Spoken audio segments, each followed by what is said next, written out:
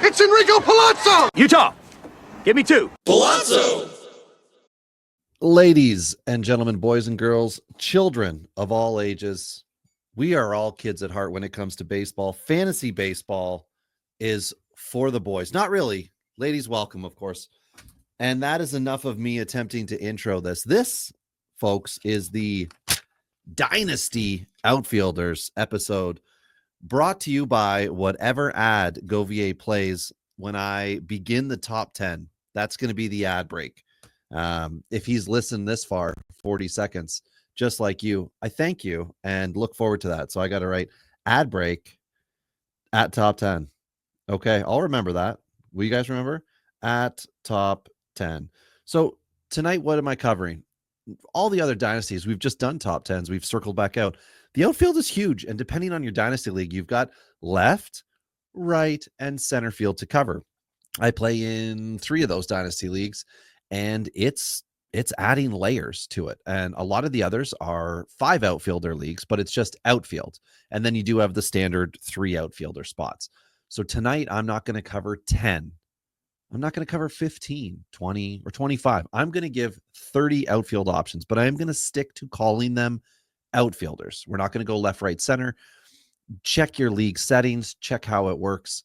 When you go over, when you have the turnover from the previous year. Some leagues, you need to do, 20 games to get next season eligibility. We're not going to play that game.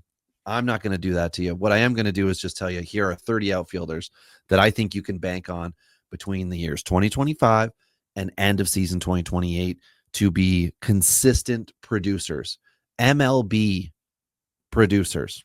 This is not the prospect show that I do with Ben and Govier and guests at times. And I welcome you all who are listening to go to our YouTube if you're currently listening, not watching, and subscribe to it. We are just over 1,000. We're very thankful for that.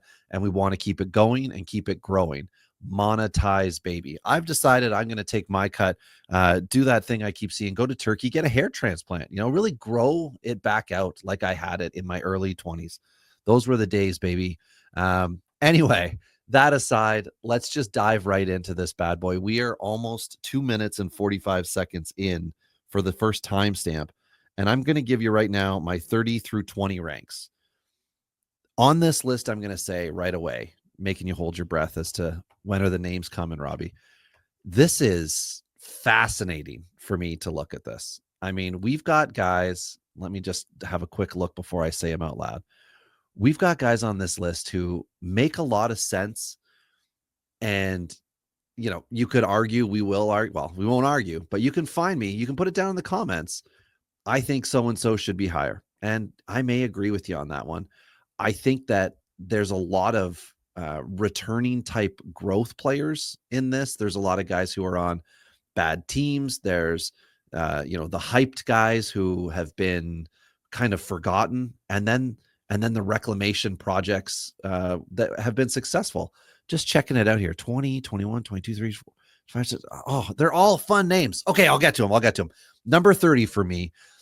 Not ever dead off the heap, highly thought of college drafted player, JJ Bleday, formerly of Oakland. Now he's an A, baby. I think things came together last year for him in Oakland. I think he's going to be able to stick around as a useful contributor. We have strikeout concerns. So if you're in a points league where they're taking them away, or just a league where they count strikeouts, take that into consideration within this. But at the 30 spot, I'm saying of your, starting outfielder, your lead guy in a 30-team league, if Bleday is your best outfielder, you could do worse. That's what I'm going to say. And you're going to see a lot of names after I tell you the top 30. You're going to say, well, I'd put him ahead. Well, of course, that's your logic to it. This is my logic to it. And this is what we're going off now, because I got the microphone, baby. Anyway, 29, I've got White Sox for now. Luis Robert Jr. I honestly would like to be able to talk a little bit more to him, but the Sox were so bad last year, they can't be worse. I mean, allegedly, but they're not going out and giving us a whole bunch of supporting options in this lineup. a trade would be great to see, Robert move somewhere. I don't know where he's going to move to, but Luis Robert Jr.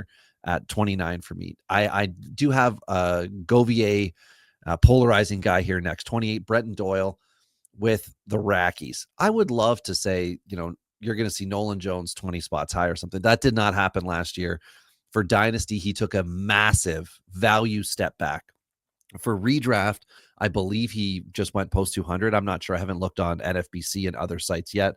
I haven't checked the, conglomerate sites, not conglomerate sites, sorry. The word when you put a bunch of things together and then you put it on a website and you call it your information, what Fantasy Pros does. I haven't done that yet. So I didn't want to reference any of that when I'm doing my own rankings, but I welcome you all to take my rankings and put it up against the others, and also just include it when you're making your own averages. And that's what Fantasy Pros does. They make averages of various lists, whether it's websites, people, whatever. I don't know. I don't look, because I want to make my own untainted by their rankings, but we will go over a few later tonight, a few of those rankings. I've got at number 27, lost to the Pirates, Brian Reynolds. There's hope all around him. Even a guy that I think a lot of people are very high on, that should be, an outfield teammate here of his. But I don't know. I don't see excellent lineup management for the Pirates. I don't see tons of runs happening. It's just, there's inning enders on that team and there's non-power hitters. So I just don't know how we're going to get runs and RBIs up the wazoo from Reynolds consistently. And they had the talk about what they were going to do as far as rebuilding, resetting that lineup a few years back. It looks like they've been trying, and it just hasn't all clicked with all the guys. So Reynolds is suffering from better player if he's on a better team syndrome. So 26, I've got Seattle's newest power bat, Randy Arozarena. I'm finally learning his name. I do remember calling him out as Rookie of the Year. I believe it was 2021. So I still have that in my back pocket. He was like one of my favorite prospects post that St. Louis trade. Now he's in Seattle. He's in an excellent section of the lineup, but we don't know what Seattle's lineup is going to be 1 through 9. And I think if he leaves Seattle, he could be in for a really solid next few seasons leading through 2028, when he'll be in his early 30s at that point in time. Believe he'll be playing the bulk of this year at 29, might turn 30. I don't know that this is going to be the year that, he's going to really maintain previous dominance. We've seen him, up and down a little bit. One of the things he struggled with is not something the next guy's struggling with, and that's average. Stephen Kwan is my number 25 with the Guardians. I know it's not a sexy pick, but his average, elite level average contact bat, stolen bases as well. The potential for high runs at the top of the lineup with the Guardians when he's there, move him around. You got J-Rodamo. You got Ramirez there. You got other guys that could be up this year. A push at the second base position for playing time could be a fun thing. Brian Rocchio settling in as the everyday shortstop. Maybe he'll be a little bit more of the bat I was hoping for a year ago.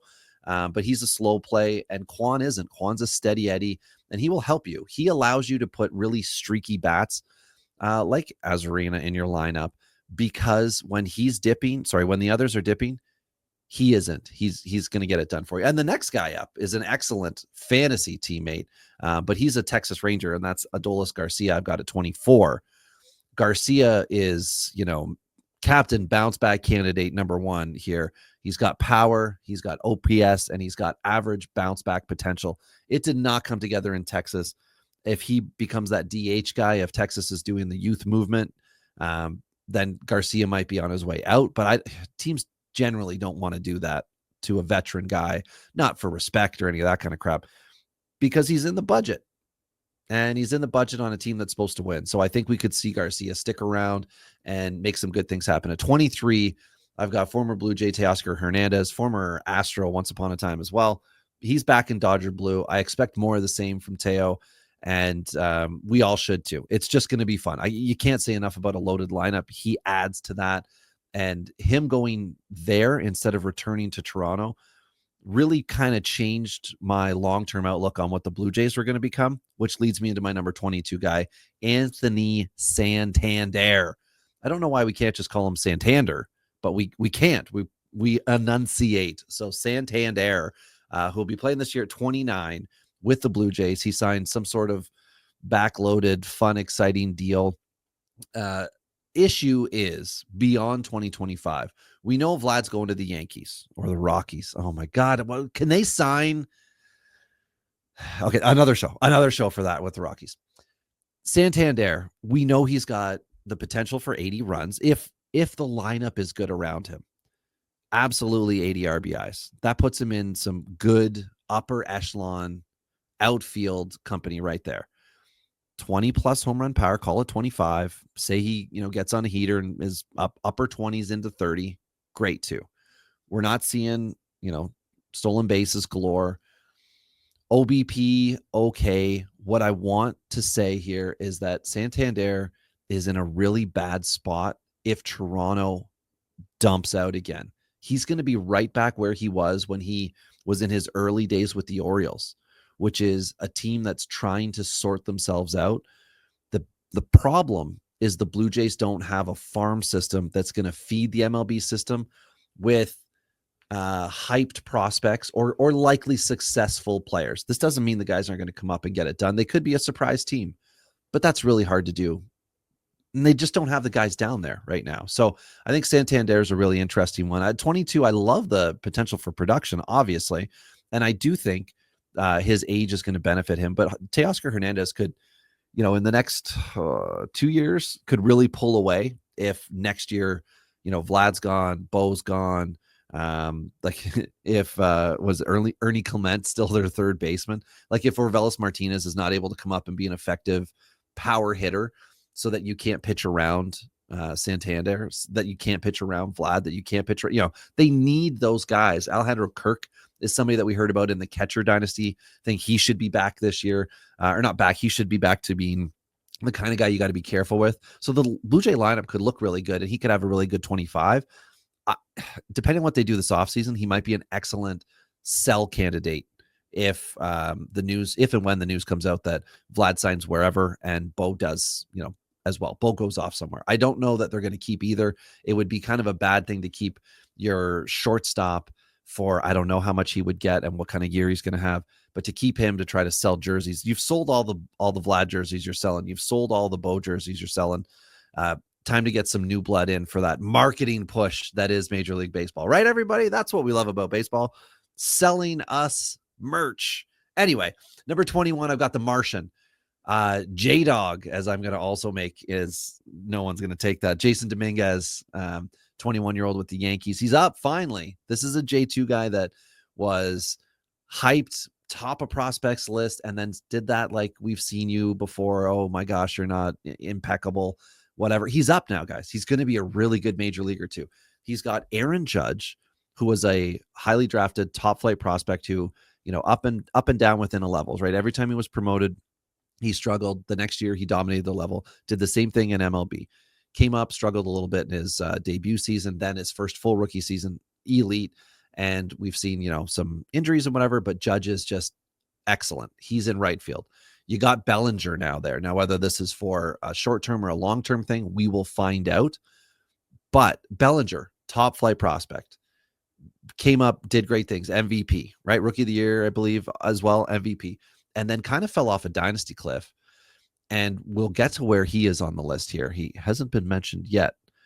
But he's really stabilized himself, and he's got a lot that he, as well as Judge, can teach to a guy like Jason Dominguez about being a pro, which goes down in the end to the stat line that we care about in fantasy. So I think Jason Dominguez is an elite company for what he is as a top flight prospect as well, with two other former top flight guys who have since been, the best players in baseball for periods of time. And that is my 30 through 21. So we've got JJ Bleday, Luis Robert Jr., Bretton Doyle, Brian Reynolds, Randy Arozarena. Every time I say his name, I have to pause. Make sure I pronounce it properly. Stephen Kwan, Adolis Garcia, Teoscar Hernandez at 23, Anthony Santander, and Jason Dominguez at 21. So what's fun about that list? You've got everybody everywhere on that list except starting their career guy outside of Dominguez. some of the guys are older and have just had their first good year. I shouldn't say some, Blade. But we move into the rest of that group. It's a bunch of veterans that kind of have something to show us, which is why they weren't pushing into the teens.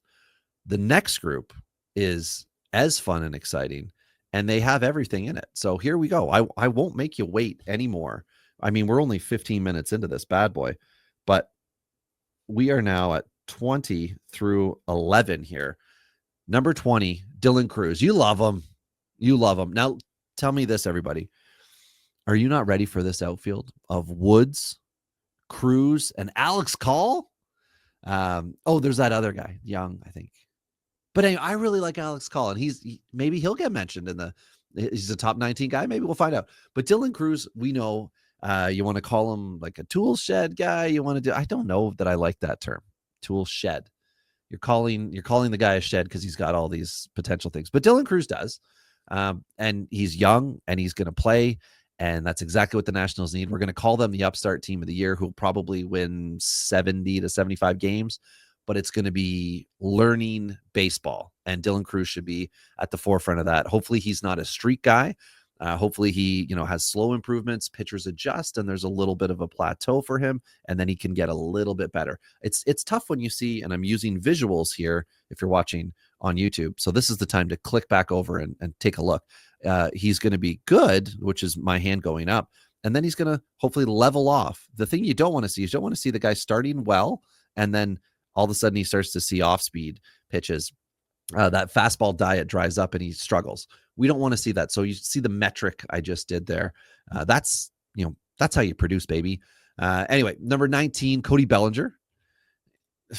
I did just mention him. I remember when he was done for in Dynasty, and now with the Yankees, he could potentially settle in as a legit long-term producer. It could be the best of both worlds for him. Future, maybe first baseman, like he could return there if someone comes up as the legitimate center fielder with maybe more of a defense first approach, and first base with Goldschmidt gone in, whatever amount of time that happens if he re-signs. Rizzo kicked around a few years. Maybe Bellinger could stick with the Yankees too and long-term end up at first base. It's an excellent situation regardless for him for the lineup. Number 18, former best player in baseball, Mike Trout, still with the Angels. I'll say number 17 and circle back to 18. Okay, I've got Christian Yelich at 17th with Milwaukee. Both of these 32-year-olds have the same kind of report from me. I picked both of them up in one of my Dynasty leagues this offseason, both in outfield eligible leagues, not left, right, center, as I mentioned off the hop. Healthy Yelly is great. Healthy Trout is elite. If both Yelly and Trout are around 450 at-bats on average over the next 4 years, which, to be clear, is a full 100 plus lower than we would like them both to be. So if their average is 450, they're going to be right in the teens for production. They're so good when they're healthy. It's if they're playing hurt, if they're playing in crappy lineups, which has been Trout's thing, it has still, he had Ohtani for years, but he's still been able to produce. So if the Angels are legitimately improving, if Trout's move to right field from center and potentially more DH time pays off, we could see those 450 yearly averages. And I would love to see it higher, but I'm trying to be really realistic with it, because if he's getting 550 at-bats or more, he's just going to produce more. That's what he's going to do. And if the Angels are good, he is going to be doing everything he can, stealing bases, making a single into a double, taking the first to third more often. He's going to be that aggressor to really run up the runs to get some more RBIs. He'll do a sack fly if he has to, get you an RBI. Yelich is a similar player, and they're grouped together for me as two guys who have both been elite and who could be again. But realistically speaking, if at 450 at-bats, I see the production I expect, they're right there in the mid-upper teens for production over the next 4 years. Next one up, you could call this my biggest risk, but I think there are guys I've ranked higher that I like less. That's Lawrence Butler with the A's. Very much like Blade, got it together last year. Now, Butler was up and down with no real MLB success until last year, and I can see him going either way. He could become a young Azarina. See how I paused and then screwed it up? I just can't do Randy. Should I just call him Randy A? If you have a suggestion, put it down in the comments on the YouTube, or find me at our Discord, the Palazzo Podcast, 2 L's, 2 Z's. And you can tell me, just call him this. You know, when they did the Players Weekend a couple years ago and they put the nicknames on the back, what was his? I don't know.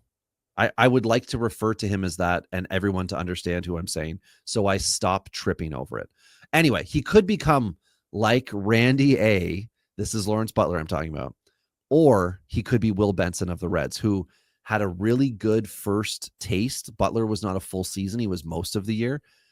And Will Benson was the exact same thing the year prior. And then Benson struggled so much, demoted. I don't know where his opening day status is right now. He could be the 5th, 6th outfielder in Cincinnati. And I don't want that for Butler with the A's. I think the power speed is super legitimate with him. Again, it's about not striking out too much, having that patient approach. And when you get to 2 strikeouts, I mean, I say it a lot about some real peripheral players, as Butler was prior to this year, or prior to last year, sorry. They really need to understand a 2-strike approach. Now, I'm not a professional baseball player, of course. I'm just a regular Joe, just living life. But I understand that when you're about to screw something up, like get out on base or turn a puck over in hockey or burn something in a kitchen, as I am a chef, you make an adjustment and you don't continue to do the same thing and expect a different result. So I'm hoping Lawrence Butler will have that smart 2-strike approach to maybe increase the OBP when he's got 2 strikeouts and just reduce strikeouts in general. So we'll see, but that's where I am with him. I also have a shot in the dark here at 15. That's James Woods with Washington. 2nd Washington National on the list. Will Alex Call be in my top 14? We'll find out. But James Wood, I said it all before with Cruz. Wood is in the same position. Came over from San Diego in that minor league deal for the Sato. I think it was Sato. Jan Sato. I think that was the name. Yeah, came over in that deal. And it's going to be good. Robert Hassel III is also a national kicking around who could be sort of like a 5th, 6th outfielder this year. We'll see if they push him up. I can't imagine he's going to knock Call off a bench role. And I'm not saying that because I think Call is like an elite player. I'm saying it because I think you would put Woods back in, you would put Hassel back in AAA for every day at bats. Call would be the guy who sits on the bench. Wood will play. Cruz will play. And then if there's an injury where, Cruz or Wood is out, you would then bring Hassel up and Call would continue to be a bench guy. So I'm really hopeful for Woods. He's 21. I believe he'll turn 22 in season this year. Very young, lots of room to grow on the Dynasty depth chart, but we're not talking rest of career rankings. This is next 4 years expected MLB production. And I know, I guess I have said it off the top with a lot of them. I've tried to do points because a few people have said, hey, I don't really see points leagues lists. So when we have a guest on, I might take head to head or I'll take a points approach. This one, I'm just taking classic 5x5, so you got runs, RBIs. Let me make sure I get my hand in the picture here because everybody likes my hands. And not in that way. You got runs, RBIs, average, stolen bases, and there's another category. You know that one? What did I say? Runs, RBIs, stolen bases. There. Okay. So we got those. And I think we could get good things from him. The other guy that's on that young side too, Wyatt Langford in Texas. Same things going on here where he got up last year. It was pretty early. It was interesting with the injury as well. I believe it was last year. Yeah, he had the injury, missed the time. We'll see what a full season does for him, which goes right in line with my number 13 guy, Michael Harris with Atlanta. I want Harris in the top 5, but I put this note on him. Are you guys ready for this note? I want Harris in the top 5, but he's yet to complete that tool shed of talent with MLB stats. I brought up the tool shed there. I even air quoted it. I wrote in my notes as tool shed because I passive aggressive towards that line or that wording. He was an above average player in 24, but the Braves weren't the dynamic team we thought they'd be. And at only age 23, turning 24, there's a decade of potential to hope on. So I would love to have Michael Harris higher. I did a couple years ago when I thought like he was next stepping like Julio, same deal. And then I don't remember if it was injury for him or just a really down year, but he's young enough, and Atlanta keeps having these guys, Ozzy Albies has done it at times, missed chunks, Acuna as well, where the heart of their lineup gets torn up a bit, and Harris hasn't been the guy who stabilized it. Hopefully that can, moving forward, Austin Riley can be one of those guys too, where they stabilize that like 1 through 5 up to 1 through 6 for them, and we'll just see. So, and anyway, my number 12, the guy I like the least on this list, Jarren Duran with Boston. Okay. Why, Rob? Why? He had an excellent season. There's that whole thing of him getting booed and then being an all-star, that video that they put out of him. If you haven't seen it, I don't know, go find it. But I'm not in as others on Duran because we've seen Boston have players with pockets of success before, especially in the outfield. We saw it with Benny, and then we saw it from that guy who came over in the Betts deal, Verdugo. And Verdugo is currently a free agent, and we are getting close to opening day. He had a couple years with Boston post-trade where everybody was like, oh my God, I can't believe this is the guy we got back. And he was good, but it didn't last. It hasn't been career long for him. I'm not saying that's what's happening with Jarren Duran. I'm fearful that it could be a all-star season, as we've seen. I'm gonna go with a fun Canadian name. We've seen once with Michael Saunders, who people liked and thought more could be done with him. He had 2/3 of a really good year with the Blue Jays, and then some sort of injury, I think, and then really struggled down the stretch and was never able to get back again.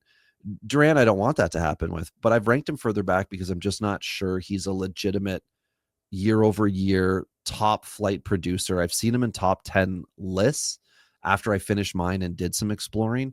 We'll see if maybe he's on one of the other lists in the top 10 too. And the final guy, and this is going to upset some people, and I'm not doing it to upset anybody because I'd like to remind everyone that I picked up this player, an international signing from Milwaukee.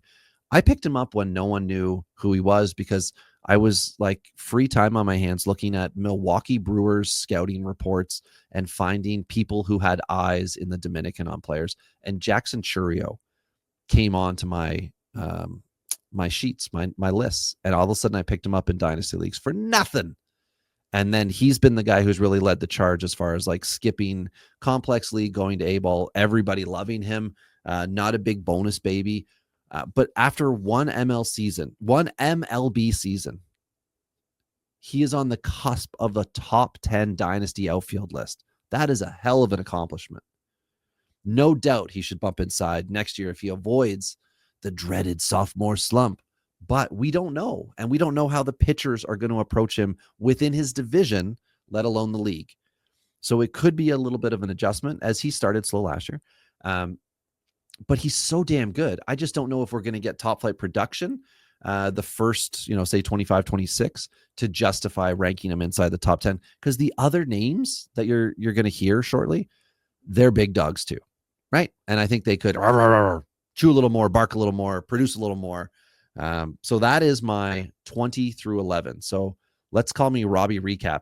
I started off with Dylan Cruz to Cody Bellinger to Trout to Yelich to Lawrence Butler to James Wood to Wyatt Langford to Michael Harris II to Jarren Duran, and finally Jackson Chourio at 11. So we are due for the top 10 after, and I'm going to try to find something to play because it's fun and exciting after this ad. Need a place to go after a hard day's work? Well, head on out to the Sundowner for the classiest, sassiest experience in French table dancing. The Sundowner, Lundy's Lane, Niagara Falls, Canada, open 6 days a week, noon to 1 a.m. Come in for a great lunch special or a full course meal anytime. Always full bank exchange on your currency. The Sundowner, an easy drive from where you are right now. Visit us soon. We've got first class sass. Speaking of first class sass, ladies and gentlemen, Fernando Tatis Jr. is number 10 in my rankings. Jumping right into it. Last season was a disappointment, right? Do we agree with that? He has missed time for everything. I know he's not the stud people expect. And as mentioned, he misses time for everything from suspensions for cheating, never forget, to motorcycle accidents. But over the course of 4 years, I think he's got the capability to produce at a top 10 level. And he is right there with Jackson Chourio, in my opinion. I gave the nod to Tatis simply because I think people would be upset if I didn't. Also, I just think he's in a position to produce more consistently. Chourio, up and down potential for this year. I don't think that's in the cards for Tatis. I certainly want him to be better and get 550 at bats. But San Diego is in a fun spot with their lineup where they are studs and duds, but a lot of studs. And I think it's going to be a good run RBI producing lineup for Tatis. Number 9, I mean, I'm stuck with him, ladies and gentlemen. This ranking hurts to put him there. Ronald Acuna Jr. is number 9 for me. We don't know what to expect. We don't know what happens when he returns. We don't know if he's going to still steal a million bases. I got it. I understand. There could be a year where he's down for power. There could be a renaissance of, 40-40 for him. We just don't know. But he's so talented, it would be incorrect to not have him in a top 10. Number 8, Corbin Carroll with Arizona. I find Arizona to be fascinating. They seem like they've got every position almost on lockdown, and they've got some legitimate prospects, as Ben and I have talked about with it during our Big 3 Next 3. They've got big prospects as well that are in the system that could be pushing guys up. They also have peripheral type prospects who could come up and take time. But the whole point is that they've got guys who could produce. So if Carroll is doing well, if the others are doing well, Carroll can do even better. And I think that plays into my next guy at number 7, who is my young man on this list, Jackson Merrill with San Diego, above Tatis. That's right. That's how you shade a teammate, is you rank them higher. I think Jackson Merrill was a surprise for a lot of people last year. I mean, we understand that San Diego's pushing guys, right? Leody, DeVries, J2 guy. They're pushing the catcher whose name is currently escaping me, Ethan Salas. Salas, obviously two down years, but highly touted, and it could take him 5-6 years, like it did Luis Campusano, to come up and really finally be part of that team. Jackson Merrill, no thank you. He's here. He's with us. It was him and Jacob Marsh last year that were potentially going to be the guys, and Merrill stuck, and Marsh is now a Marlin, and I think a minor leaguer for the Marlins. But Merrill is just so good, and I think San Diego could ask him to work on anything, and he would succeed in doing it, and that's going to make him just elite. And that's why he's 7. 6, completely different player profile. Yordan Alvarez with Houston. This is a power guy. Average is good. OBP. You can't not like him. He just, for some reason, I don't know. He's just not going to produce enough for me. I did talk about it a lot this offseason with Houston, potentially cycling down with their overall lineup and production. But at the same time, we've talked prospects that are, Cam Smith and others that are, is it Cam Smith? I think so. Something Smith. Let's just go with Cam Smith. Cam Smith, who came over from the Cubs, and others who are going to keep the good times rolling. And who did Smith get traded for? Well, Kyle Tucker. And Kyle Tucker is my number 5. And I think I am the furthest back on Tucker. I think he is consistently like a top 3, but we'll check 2 dynasty lists when we're all done this to see if I am right or if I am wrong. And Tucker's good with the Cubs, good with the Astros. He's going to be good with the Cubs. We're going to see what happens beyond, but he's 27, turning 28 this year. Good baseball player. I mean, come on, we're top 5. None of these guys suck. It's splitting hairs. I don't know that we're going to see the total home run, stolen base combo, as well as runs, RBIs, being as high as the other 4 over the next 4 years. And that's it. The oldest person on this list is next up, and that's Mookie Betts, who's just 31 years old, but he has been around since the 90s, people. And he's with the Dodgers, and he plays shortstop, and he plays second base, and he can do it all. I believe he was mentioned in previous Dynasty episodes. I don't think he was cemented on lists. So he's my number 4. And if you would like to say, well, he doesn't count, blah, blah, blah, fair. Then just say I did a top 29 and not a top 30 and count Betts out. If he is legitimately now an infielder, that's fascinating that the Dodgers did that. But I think, I think he's just an excellent player in an excellent lineup, and all things are clicking for him. Number 3 and the top 3 here. I think you should all know who it's going to be. I'm partial to my number 3 guy. He is the only complete player in the top 3. all cats guys. Okay. Julio Rodriguez with Seattle. So you should know who 1 and 2 are. It's just a matter of where they are. Julio, all category potential for you. He's young enough to get the crown in the future for, top dog outfielder. But his competition for his entire career is going to be stiff because you've heard all the other names that are in line right now, not to mention prospects that are going to break in. But I believe Dipoto can put an effective lineup around him. I know a couple years ago, they were the team that struck out the most in Major League Baseball. They then went to address it with some more OBP guys, but they had Eugenio Suarez on that team during that time, and they missed his power, and they got Randy A. Oh, see, I did it again. I'm pausing on Azarina because I'm terrified. I don't understand what it is. It's like walk on a crack, break your mom's back on the sidewalk with me. You look down, you avoid. Anyway, Britain gets what I'm saying, everybody. Julio could get you more stolen bases than Judge and Soto combined over the next 4 years. He could be in contention and match them with power. Judge obviously could hit the most. Well, maybe not obviously, but Judge could hit the most by a long shot with it. But Julio's the average, and OBP is where I'm, as concerned. We need him to be a 280 plus guy. And let me very quickly just check on him. And while I do that, I'll tell you that Juan Soto is my number 2, which means Aaron Judge is my number 1.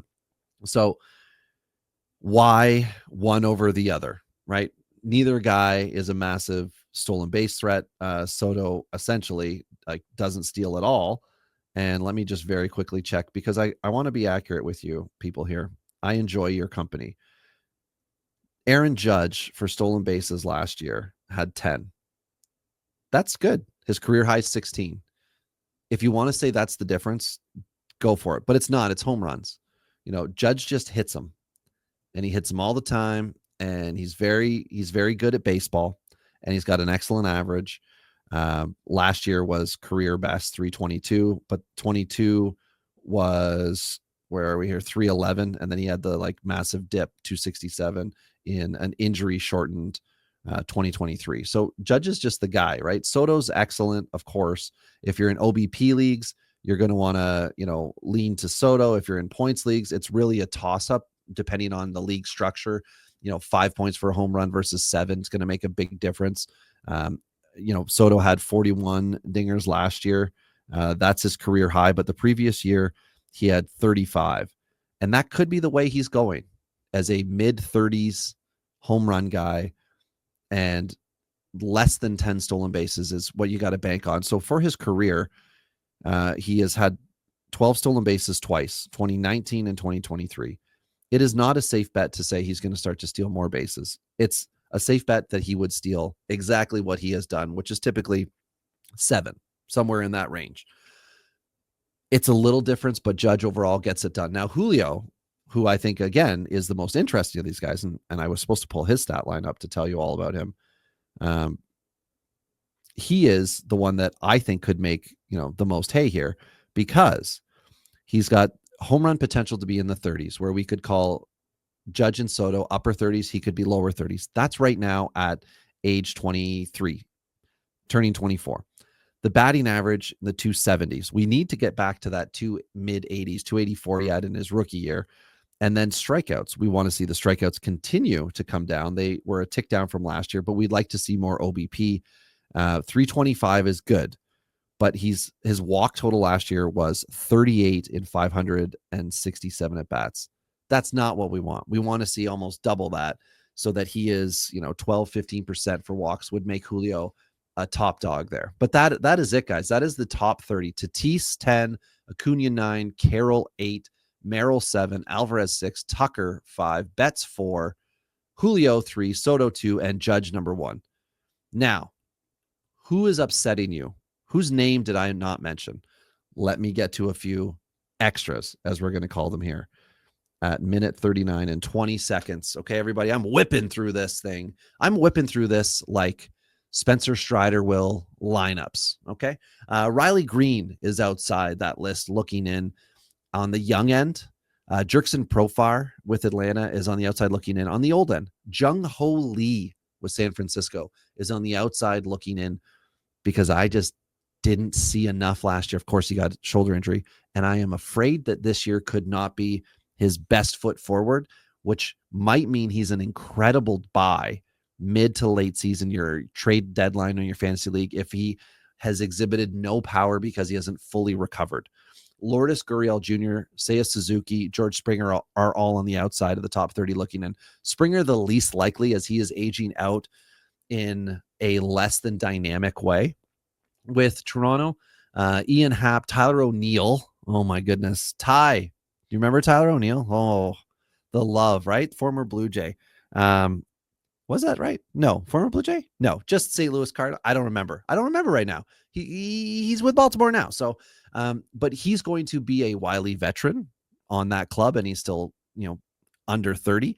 But strikeouts always a concern with him. I think it was Grichuk. That's why I was originally thinking. Tyler O'Neill is a guy that Ty loved from the Dinger days.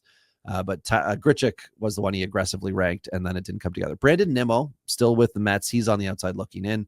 Jorge Soler, what can we honestly expect? Parker Meadows as well with Detroit. Detroit, to Govier's fandom credit, has been putting things together in a fun way where they've got some like good mix of guys that kicked around long enough as young guys struggling with Detroit that they're now veteran-y type players. And then they've got some guys on the cusp or just into their major league team now, as well as the Max Clark young guys that are going to come up. It's looking good for the Tagas. Go Tagas. We also have Cedric Mullins on the outside. Lars Nootbaar with St. Louis. Don't forget about him. 2 years ago, he was a real hot topic. Last year, Jacob Young took over that hot topic thing, but he's on the outside because I'm not sure what we're going to see long-term here. Wilyer Abreu with Boston. He was a very popular Dynasty pickup, under 20% rostered in 23 to the 24 offseason, and then scooped up everywhere, expected to be a starter, and it didn't take off big time for him. And then the last guy I'm going to mention is the backup catcher in Colorado, but also a potential outfielder fill-in guy because, they're going to have strikeout issues with the Rockies. They're going to have injuries as the year goes on. Hunter Goodman, who is outside my top 50, could become a very interesting outfielder. He's also, like I said, a potential catcher, but he's an interesting name too. You got some questions for me? Hey, yo, Robbie, who's got like a year left of production? Who should I be looking at early in the season? Go look at Tommy Pham, because I mentioned him earlier. Now, who did I not mention that is the highfalutin other Pirate? Well, that's O'Neill Cruz, who's now an outfielder. But we talked about him in the shortstop episode, so I'm being disciplined and not bringing him up here. But Tommy Pham, the 36, 37-year-old, has a year left in him, folks. And I think it could be a productive one because if it's not coming together with Pittsburgh, I think they'll move him to somewhere that maybe he can try to win that ship with, just like we all want to in fantasy. So Tommy Pham's an interesting one to go for. A couple of other things. Are they for real with two players here? Heliot Ramos with San Francisco and Colton Cowser. Are they for real? Now, Cowser, he's on my list as the second of the trio here, but I want to make sure I'm not messing this up here. The third guy is, of course, Victor Robles, and I have seen him all over lists. He's like a top 25 guy on one list. He's been outside the top 75 as like you're not tricking me into it. But yeah, Colton Cowser last year was absolutely solid. He had 499 at bats, 24 home runs, 9 stolen bases, a 242 average, 321 OBP. Perfect under the radar guy. Is he for real? I think what we saw is what is likely to continue, which will be like Ryan Mountcastle, where everybody wants a little more than he can reasonably offer. If he sells out for power, I can't have it affect the average because he can't really dip down much lower and still be in an effective starter role for you in Dynasty, because he's going to have times where you're just not getting enough done. Now, he could be a run RBI machine because he should be a 4-5-6 type guy. But if with Baltimore, I can check quickly here with Roster Resource, who does their best to try to be accurate here for where these guys are going to be in the lineup. If he is a bottom third of the lineup, that's not that's not going to go well for him. Right now, Kauser's looking at like he's slotting in 4, 5, 6 around Westberg and O'Neill, which could be good. O'Neill and O'Hearn could be behind you. Mountcastle's now slipped into that final thing. And then we can all put up a coin toss for what's going to happen with Jackson Holiday this year. Really hoping that it goes well for him. But yeah, Kauser is an interesting. Helio Ramos, I think, yeah, he's for real. He's going to be fine. He's not going to be a multi-time fantasy all-star, but I think he's going to be a good, works within his ballpark parameters. And Victor Robles, who's with Seattle, he is really important to Julio this year. If Robles can be, terrorizing base paths, if he can be moving it around, he will be an asset. If he falls back on his face as he did with his Nationals days, it's going to just spell disaster. And I'm not sure where to go with him. So I've stayed away in Dynasty. He's gone for a lot in my salary leagues where you auction players, for their salaries. Some other guys to mention here. Christian Campbell was discussed in another position, so he's not being brought up. Cedena Rafaela was also brought up with shortstop with Boston, and I did get into Boston's whole crowded thing. Now, yes, he is an outfielder, but he was just brought up in that conversation, and he's outside my top 30 regardless. Jazz Chisholm Jr., infielder now, and it looks like he's third base, second base, so outfield won't be eligibility for next year, which of course will affect the Dynasty ranking. I did mention O'Neill Cruz. Spencer Steer we talked about in the third base Dynasty. We do have all the Dynasties podcasts available, videos available. So I think it's under part of our channel and playlists. You can go and check that out. If not, you'll just have to scroll back through the videos and see my ugly mug, and it'll say Dynasty beside it, and click and listen to the other people and take what they say and enjoy that. The final guy here that I didn't want to get into because he's multi-position eligible and he's burned me before is Dylan Moore, still kicking around with Seattle. And in Dynasty leagues this offseason, I don't know what he was doing on yours, but in mine, he was moving. He was either getting signed for more than I think was fair, or he was getting traded for more than I thought was fair. And I guess it's just a position of need for Seattle and for Dynasty GMs out there. They just want to have him. Somebody else that's really interesting is Leody Taveras, who with Texas will be 26 this year. He's been good, but I think he's been ranked too high in a few places because I think he's the fourth outfielder now with the Rangers. So I've seen him as high as 31, which means he would be a second outfielder in most formats. That's high. Yikes, that's high. Another guy that I think I'm confused at is Pete Crow Armstrong. I know a few people who really like him. I know a few people who think there's concerns. He wasn't able to fit in for me in the top 30. Same with Josh Lowe with Tampa Bay. Couldn't do it for him. So here's a group of guys I've got this question for, and I'm going to answer. What can we expect? Hey, Rob, what can we expect from Evan Carter with the Rangers? Well, he goes to the Leody Taveras conversation. I don't know, man. I don't know if they're going to say, go to AAA, and we're sorry that we did this to you in, our World Series year. And Ben mentioned on a recent Big Three, Next Three, an Atlanta Brave from 20 some years ago that was drafted to hop into their bullpen, and he did. And he had the World Series run and then some time the next year and was never the same player again. Evan Carter's not going to have that happen. He should be their center fielder this year. I'm looking now. It should be Garcia in right, Carter in center, and Langford in left. And then your bench, of course, Josh Smith could be there, but Pilar and Taveras. Horrible combination for Taveras, because Pilar will literally run into a wall to, get an out for you. So Taveras is going to have to be really successful at the dish, which is something Pilar is very streaky at. And Carter should settle in the back third of that lineup and hopefully be able to move up and be successful long term. Of course, we want him to do his best and slow play Carter, not the superstar that he was once thought to potentially be. Nolan Jones, I brought him up, everybody. I talked about it before, thinking, a year ago, this was somebody on the rise. Obviously, he played hurt when he did play last year, and he missed time with injury. The spring did not start hot for him, but all of Colorado was, I think, just working on strikeouts early in camp, and then they were going to build up into contact and ideally walks, runs, home runs, RBIs. So Nolan Jones, slow play this year, dynasty value got shot. See how he's kicking mid-May. If he's hitting around 250 or so, if he's got 4 to 6 home runs, if he's stolen 3 bags, I think he's going to have a really good summer. If he's, Mendoza line again, if he's struggling for contact, if we're not seeing him take walks, it's going the other way. And I would look to maybe try to trade him and suffer the consequences of a hot summer. But I can't see him turning on a dime, because he has not, in my experience, been an adjustment away.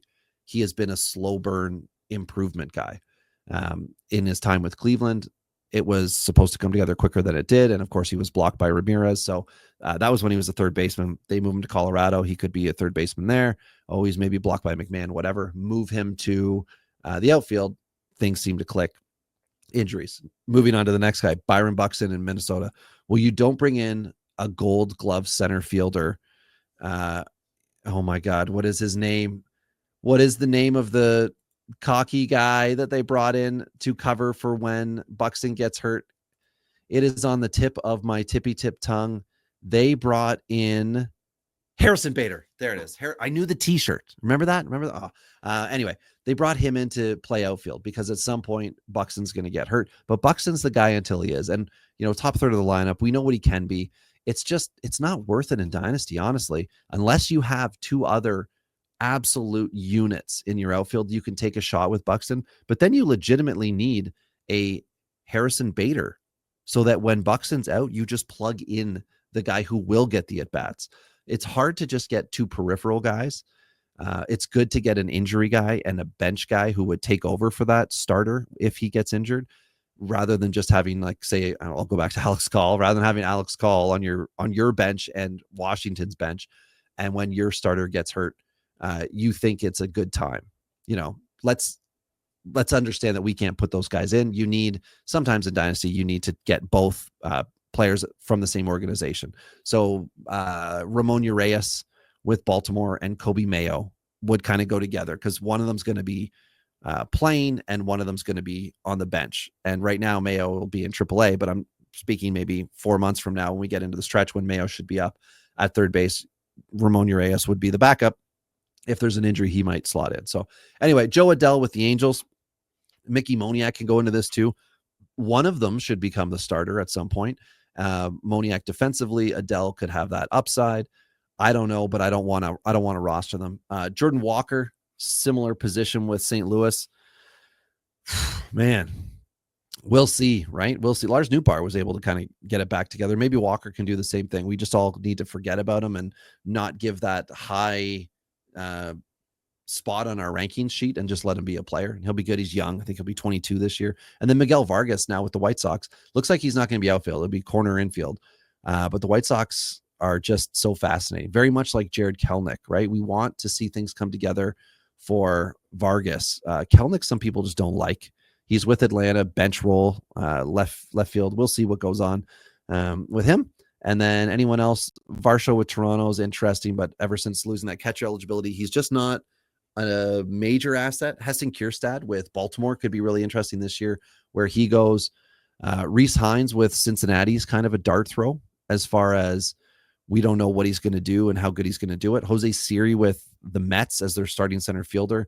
Tyron Taylor's the backup there, and he's a streaky power guy. Not power like 30 home runs, but he seems to hit home runs when he's in at times. Jose Siri is power stolen base, no average, high Ks. That's not great.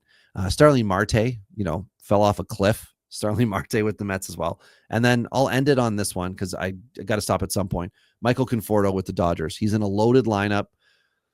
I don't know what to expect. I'm going to assume, and I'll check to be sure, but I'm going to assume he is in like the 8-9 spot with the Dodgers because they do have a good offensive catcher in Will Smith. So they're just not needing him up there. Conforto looks like was batting seventh with Edman and Ande Pages behind him.